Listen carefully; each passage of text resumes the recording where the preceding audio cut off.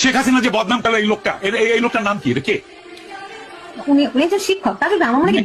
আমিও শিক্ষক, আমি শিক্ষকদের শিক্ষক। ওকে, আমি বলছি এখন পদ্মা সেতু rail line, metro rail, elevated expressway, third terminal, Hatirjheel প্রকল্প, পূর্বাচল 300 ফিট, উড়াল সেতু নির্মাণ, বঙ্গবন্ধু যমুনা সেতু, যমুনা রেল সেতু, সমুদ্র সীমা বিজয়, বঙ্গবন্ধু স্যাটেলাইট, রূপপুর পারমাণবিক বিদ্যুৎ কেন্দ্র, Karnaphuli tunnel, Cox's Bazar rail line, Cox's Bazar আন্তর্জাতিক বিমানবন্দর, ঢাকা ও চট্টগ্রাম এক্সপ্রেসওয়ে, দায়রা বিদ্যুৎ কেন্দ্র, রামপাল বিদ্যুৎ কেন্দ্র, মাথারবাড়ি তাপ বিদ্যুৎ কেন্দ্র, 119টি বিদ্যুৎ কেন্দ্র স্থাপন, পায়রা সমুদ্র বন্দর, 100টি ইকোনমিক জোন,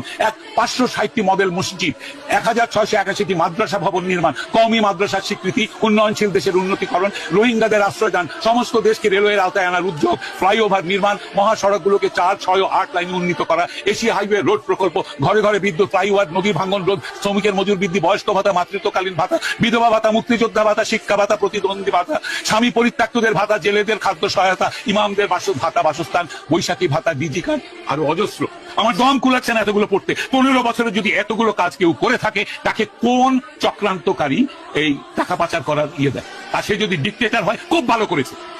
বাংলাদেশের গত 10 মাসে প্রমাণিত যে বাংলাদেশের ডিক্টেটরশিপ না থাকলে যে কোনো মানুষ যে কোনো মানুষকে মব লিঞ্চিং করবে, ধর্মের নামে করবে, হিন্দু বলে করবে, কপালে টিপ পরেছে বলে করবে, মাথায় হেজাব দেয়নি বলে করবে, মাথায় টুপি পরেনি বলে করবে, মাথায় জটা থাকলে করবে,